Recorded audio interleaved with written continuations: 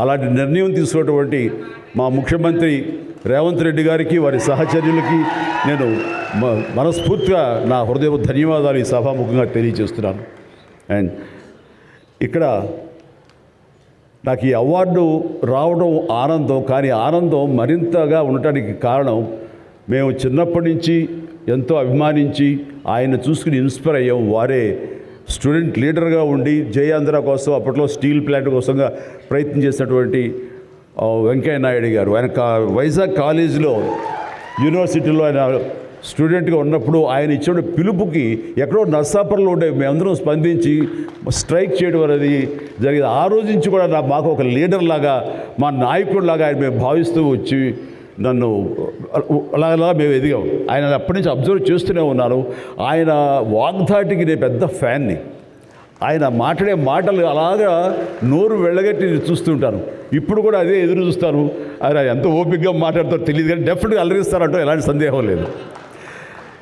So ఆ రోజు నుంచి ఈ రోజు వరకు కూడాను ఆయన రాజకీయంగా ఒక హుందాతనంతో రియల్ స్టేట్స్మెన్ ఇన్ పాలిటిక్స్ అన్నది ఆయన నిర్మాణాత్మకంగా అలా ముందుకెళ్తూ ఈ రోజున అత్యున్నతమైన పొజిషన్ మాజీ ఉపరాష్ట్రపతిగా ఆయన నిర్వహించి తన బాధ్యతలు చేశారు. కానీ ఆయన ఎప్పుడూ మదనపడుతుంటారు. నాతో కూడా ఆయన షేర్ చేసుకున్నారు. రాజకీయాలు రాను రాను ఇలాగా దుర్భాషలతోటి, వ్యక్తిగత విమర్శలతోటి ఇలా దిగజారిపోతున్నాయి చిరంజీవి గారు. ఇది కాదు, ఇది ఆ హుందాతనం ఉండాలి. ఉండి కూడా ఎన్ని సాధించాం మేము.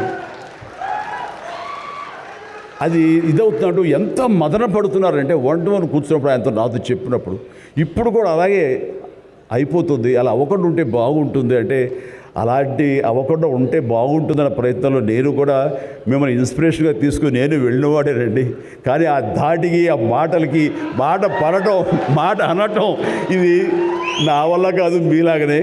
కాబట్టి నేటి రాజకీయాల్లో మనం ఏమైనా అన్ఫిట్ అంటారా, లేకపోతే మనలాంటి వాళ్ళు ఇలాగా ఎగైన్ ప్రతిసారి ప్రతి చోటని చెబుతూ ఉంటే ప్రజలు వాళ్ళు మోటివేట్ అయ్యి అలా దుర్భాషలాడి రాజకీయంగా వ్యక్తిగతంగా విమర్శ చేసే వాళ్ళని కానీ తిప్పి కొట్టగలిగితే ఖచ్చితంగా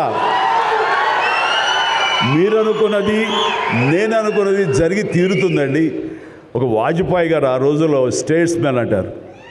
ఆయనలాగా మళ్ళీ అంత హుందాతనం మళ్ళీ మనం ఈ రోజున మనం వెంకయ్యనాయుడు గారిలో చూస్తున్నాం. అయితే ఆయన రాజకీయంగా కొంచెం విశ్రమించారు కాబట్టి ఈ రోజున ప్రజలే ఆలోచించుకోవాలి.